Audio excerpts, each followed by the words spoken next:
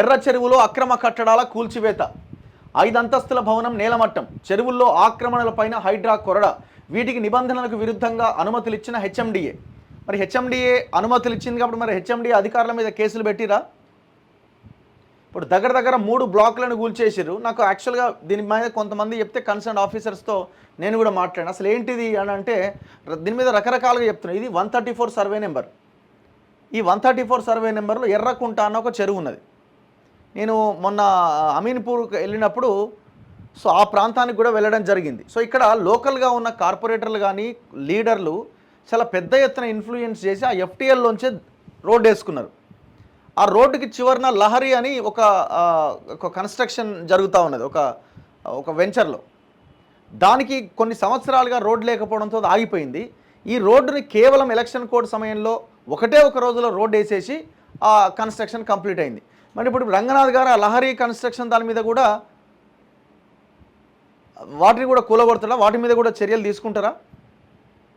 ఇక్కడ ఇంకొకటి ఏంటి అంటే ఈ 5 ఫ్లోర్లకు సంబంధించిన 3 బ్లాకుల విషయంలో ఈ 134 సర్వే నెంబర్ అన్నది ఈ ప్రాంతంలో లేదు. ఇది 49 సర్వే నెంబర్ అన్నది ఈ బిల్డింగ్ సంబంధించిన బాధితులు చెప్తా ఉన్నారు.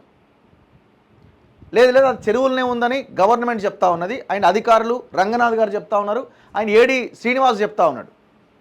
ఇక్కడ ఏడి శ్రీనివాస్ మీద చాలా పెద్ద ఎత్తున ఆరోపణలు ఉన్నాయి. యాక్చువల్గా ఈ బిల్డింగ్ విషయంలో ఎర్రకుంట విషయంలో ఒక ఫేక్ రిపోర్ట్ ఇచ్చిండు డిఐ నాగేందర్ అని. ఆ డిఐ నాగేందర్ ఆ మధ్య ఔటర్ రింగ్ రోడ్లో యాక్సిడెంట్లో చనిపోయిందట. మరి ఆయన మరణం మీద కూడా ఆరోపణలు ఉన్నాయి. దాంట్లో అది కూడా పెద్ద కాన్స్పిరసీ అంటున్నారు. మరి తెలియదు మరి, ఎందుకంటే ఆయన ఆ తప్పుడు రిపోర్ట్ ఇచ్చే క్రమంలో ఆయనకి మెమో ఇష్యూ అయిందట. సో దాంతో ఆ నాగేందర్ని ఏదో ఆ గంగాధర్ని ఏదో చేసిరన్న ఆరోపణలు కూడా బయట వినిపిస్తున్నాయి. ఎందుకంటే ఆ పర్టికులర్ కేసులో ఇంకా ఆ నిందితులు అరెస్ట్ కాలేదంటున్నారు. క్లారిటీ లేదు. పోలీసులు తేల్చాలి, షామీర్పేట్ పోలీసులు ఏమో. కానీ ఏదో ఒక పెద్ద గూడుపుట అని అయితే ఇక్కడ నడుస్తున్నది ఈ ఎర్రకుంట చెరువులో. ఆ లోకల్గా ఉన్న లీడర్లు అంతా కలిసి సంథింగ్ ఏదో చేస్తున్నారు. నేనేమంటున్నా అంటే మీరు ఎవరు తప్పు చేసినా ఎవరు చెరువుల్లో నిర్మాణాలు కట్టినా కూల్చేయాల్సిందే. అదే సమయంలో ఇక్కడ ఉన్న లీడర్ల ఇండ్లు ఉన్నాయి, ఇక్కడ కూల్చండి లీడర్ల ఇండ్లు కూడా. ఒకటి కూల్చి దాన్ని పెద్దగా చూయించుకొని ఇక అయిపోయింది ఇక ఇదే అని అంటే కుదరదు. ఎందుకంటే వాళ్ళు అన్ని పేపర్లో ఈ బిల్డింగ్ కూలగొట్టారు కాబట్టి ఆహా ఎంత గొప్ప పని చేస్తున్నారని అంటున్నారు. నేను మొన్న అమీన్పూర్ చెరువు దగ్గరికి వెళ్ళినప్పుడు కూడా రంగనాథ్ గారు కలిసి ఇంటర్వ్యూ చేస్తే అదే చెప్పిన. మీరు ఇక్కడికి వచ్చి ఏదో ఒక బిల్డింగ్ చూపిస్తున్నారు, ఇది కాదు. అక్కడ గూడెం మహిపాల్ రెడ్డి చెరువులోనే రోడ్డు వేసిండు.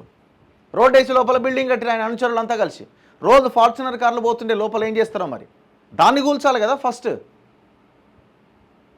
సో అది ఒక్కొక్కటి స్టార్ట్ చేసుడు ఏందండి? ఏడ సీరియస్గా ఉంటే ఫస్ట్ దాని మీద ఫోకస్ చేయాలా. ఆడోటి ఈడోటి కూలగొట్టి అయిపోయిందని అంటే కుదరదు కదా.